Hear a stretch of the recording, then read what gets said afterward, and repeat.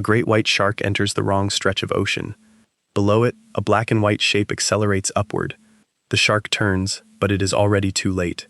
An orca strikes with enough force to stun it, rolls the shark into a helpless position, and tears into the most valuable part of its body, the liver. Within minutes, one of the ocean's most feared predators has become food. Now replace that shark with a human swimmer. We are slower, smaller, weaker. We cannot dive deeply, fight effectively, or escape an animal capable of moving through the water at highway speeds. An orca could reach us in seconds. It could kill us almost effortlessly. And yet, despite centuries of humans swimming, diving, surfing, fishing, and falling overboard in orca territory, there is no established pattern of wild orcas hunting people for food. They hunt seals, they hunt dolphins, they hunt enormous whales. Some even hunt great white sharks with terrifying precision. So why not us? Are humans too strange to recognize as prey? Do orcas understand that attacking us would be dangerous? Or have these powerful predators made a decision about humanity that we still do not understand? The answer begins with something surprising. Orcas do not simply hunt whatever they can kill. They hunt what their families have taught them to see as food. The predator that terrifies other predators. Great white sharks have spent millions of years near the top of the marine food chain. They are fast, heavily muscled, and armed with rows of serrated teeth. Most animals avoid them. Orcas do not. Off South Africa, researchers have documented orcas attacking white sharks and consuming their nutrient-rich livers. In some locations, the arrival of shark-hunting orcas was followed by white sharks disappearing from areas they had regularly used. Think about that. The sharks did not merely lose a fight. They abandoned the neighborhood, and the orcas do not win because they are reckless. They win because they are precise. A large orca has size, speed, powerful jaws, and an enormous muscular tail. But physical strength is only part of the advantage. Orcas hunt with strategy. They coordinate their movements. They pressure prey from different directions. They create waves to wash seals from ice. They separate whale calves from protective adults. And when hunting sharks, they may exploit a strange weakness in the shark's nervous system. Some sharks become temporarily motionless when turned upside down. This condition is often called tonic immobility. An orca capable of manipulating a shark into that position is not merely attacking, it is solving a problem.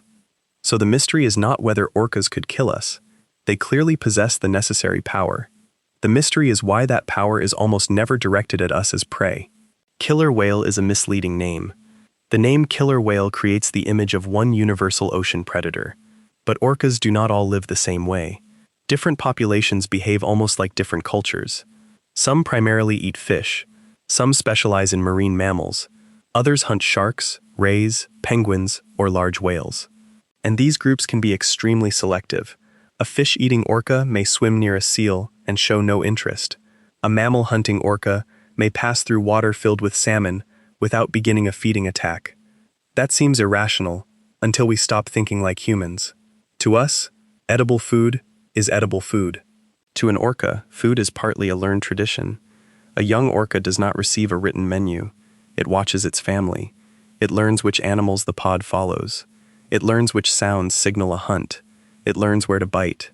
It learns when to remain silent. It learns which prey is worth the energy. And just as importantly, it learns what to ignore. One pod may teach its young how to herd fish into a tight ball. Another may teach them how to create a wave that knocks a seal from floating ice. A shark-hunting family may pass down techniques that other orcas never use. This means an orca does not enter the ocean asking, "Can I eat that?" It may be asking something closer to, "Is that one of the things we hunt?" For almost every known orca culture, the answer for humans appears to be no. Being vulnerable does not make us prey. Humans make a dangerous assumption about predators. We think that if an animal is hungry and another creature is easy to kill, an attack should naturally follow. But predators cannot afford to attack everything. Every hunt has a cost. It uses energy. It creates the possibility of injury. It can separate an animal from its group. An unfamiliar prey can behave in unfamiliar ways. A predator therefore develops a highly specific picture of what food looks, sounds, smells, and moves like. A seal has a recognizable body shape. A fish produces familiar movements. A whale calf stays close to its mother and surfaces in predictable ways. But what does a human look like to an orca? Sometimes we wear black wetsuits, sometimes bright diving equipment, sometimes long artificial fins. Sometimes we lie on surfboards. Sometimes we disappear inside clouds of bubbles. We arrive attached to ropes, kayaks, engines, metal cages, and enormous floating vessels. We do not move like seals. We do not swim like fish. We are not naturally part of the underwater world. An orca can almost certainly tell that we are living animals. But living animal and prey are not the same category. That difference may be what keeps us alive. Then why do sharks count as food? Sharks belong naturally to the orca's environment. They smell familiar. They move in familiar ways. They contain enormous nutritional rewards. In particular, a shark's liver can be unusually large and rich in energy-dense oil. For an orca that knows how to extract it, a shark may be a dangerous target, but a valuable one. Humans offer a very different calculation. We contain less fat than many marine mammals. We are relatively small. We are rarely found alone in deep water. We often appear beside boats capable of producing deafening sounds and attracting more humans. And most importantly, orcas do not appear to possess a traditional method for hunting us. A shark-hunting orca may know exactly how a shark will turn, flee, or defend itself. What would it expect a human to do? Scream, freeze, climb onto an object, disappear into a vessel, call dozens of other humans? Unknown prey creates unknown consequences. And intelligent predators are often cautious around uncertainty. But orcas are curious. This is where the explanation becomes more complicated. Orcas do approach humans. They swim beside boats. They investigate divers. They follow kayaks. They sometimes touch human-made objects with their heads or mouths. That does not look like fear, and it is exactly why many encounters are misinterpreted. When a multi-ton predator places its mouth near something, humans naturally assume it is trying to eat. But animals without hands often investigate objects using their mouths. An orca can touch, push, carry, or mouth an object without beginning a feeding attack. Curiosity and predation can look frighteningly similar from the surface. The difference is what happens next. A hunting orca does not normally spend long periods gently circling prey and studying its reaction. It isolates, accelerates, strikes, disables, feeds. But during many encounters with humans, the orca's behavior appears controlled and exploratory. It approaches, looks, moves away, returns. Sometimes it appears to adjust its behavior in response to the human. That suggests we may occupy a completely different category in the orca's mind. Not food, not necessarily friend, but something worth investigating. The boat mystery. Since 2020, Iberian orcas near Spain and Portugal have repeatedly interacted with sailing vessels. They have pushed boats, damaged rudders, and in some cases contributed to vessels sinking. The headlines often describe these events as orca attacks, but that phrase may create the wrong picture. The whales usually focus on the rudder rather than the people on board. They do not tear humans from the deck. They do not wait for sailors to enter the water. They do not feed after disabling the vessel. Researchers have considered explanations including play, social learning, and fascination with the moving rudder. The exact motivation remains debated, but the behavior does not resemble normal predatory hunting. This distinction matters. If orcas wanted the humans inside the boats, damaging the rudder would be an unnecessarily indirect strategy. The repeated focus on the vessel suggests the object itself is the attraction. To the people on board, it is a terrifying emergency. To the orcas, it may be a powerful moving toy, a shared social activity, or a behavior that spread because young animals copied one another. That is the difficult thing about intelligence. An intelligent animal can become dangerous without being hungry. Do orcas understand what humans are? Orcas live in complex social worlds.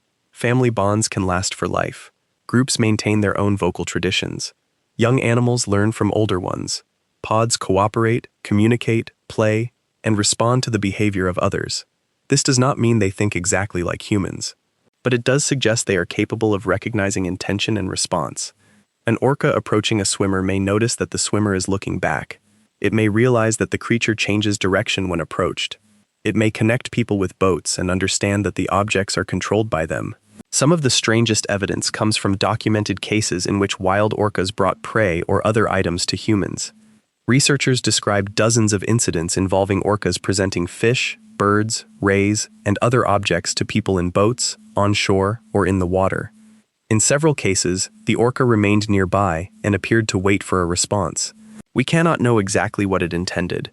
It may have been play, curiosity, practice, an attempt to share, or a test designed to observe what the human would do. But consider the reversal. The animal capable of eating the human was apparently offering the human something else to eat. That does not prove friendship. It does show that at least some orcas interact with humans in ways that are difficult to explain, as either fear or predation. Do they know we are dangerous? There is another possible answer. Perhaps orcas avoid hunting us because they understand what follows. Humans have hunted whales, captured orcas, removed their prey, polluted their habitats, and filled the ocean with ships and noise. An individual orca does not need to understand human civilization to learn that certain vessels or sounds are dangerous. Those lessons could spread through a family. Orcas are long-lived. Older females can carry decades of experience.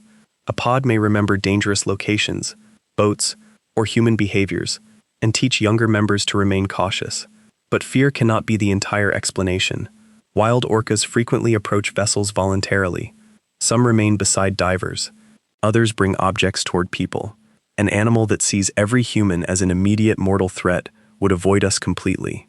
Orcas seem capable of something more sophisticated. They may recognize that humans are potentially dangerous while still judging individual situations.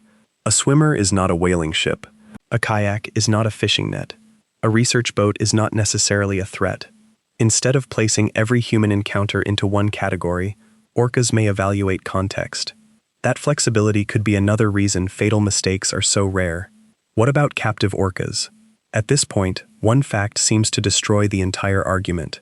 Orcas have killed people in captivity, so how can we say they do not attack humans? The difference is crucial.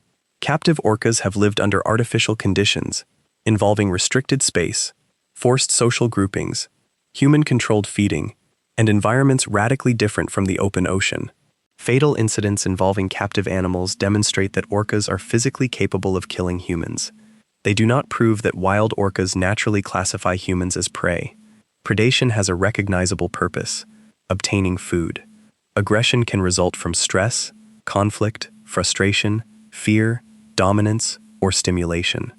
An animal can kill without hunting. Humans do it, chimpanzees do it, elephants do it, and orcas can do it. The question is not whether an orca can harm a person. It absolutely can. The question is why wild populations have not developed a repeated, food-motivated strategy for hunting us. That mystery remains. Could orcas learn to hunt humans? Orca behavior is flexible. New feeding techniques can spread through a group. So could one population eventually discover that humans are edible? Physically, yes. Culturally, it appears unlikely. For a new hunting tradition to spread, the behavior would need to be repeated and rewarded. Humans are not dependable marine prey. We do not gather naturally in large schools. We do not provide the energy of a whale or the fat of a seal. We are usually surrounded by boats and other people, and an attack could produce an immediate and dangerous human response. There is also no evidence that our taste is what protects us. People often repeat the claim that orcas avoid humans because we taste bad. It sounds satisfying, but there is no strong scientific evidence for it. The more convincing explanation is simpler. Orcas hunt through experience, specialization, and cultural learning. Humans have never become a stable part of that system. The most honest answer. So why do orcas hunt sharks but not humans? Not because they are gentle, not because they cannot kill us, and not because every orca has agreed to show humanity mercy. They leave us alone because predators do not hunt based only on weakness. They hunt based on recognition. A shark can represent a familiar target, a practiced strategy, and a valuable nutritional reward. A human represents uncertainty. We move incorrectly. We appear with unnatural objects. We provide little reward compared with traditional prey. We may bring dangerous consequences. And in some encounters, we seem to trigger curiosity rather than hunger. Perhaps an orca sees a swimmer as a strange land animal that has entered the ocean. Perhaps it recognizes another intelligent creature. Perhaps it understands that we control the boats above it. Or perhaps it simply sees us as irrelevant. The truth is that no human can enter an orca's mind and know exactly what it sees. But its behavior reveals something extraordinary. The ocean's most powerful predator is capable of separating something I can kill from something I should hunt. That distinction is the reason a great white shark can flee when an orca appears, while a human swimmer may be approached, examined, and left alive. Orcas do not spare us because we are powerful in the water. They spare us because, somewhere inside a mind shaped by family, memory, and culture, We do not belong on the menu. And perhaps the most unsettling question is not why orcas refuse to hunt humans. It is what they have decided we are instead.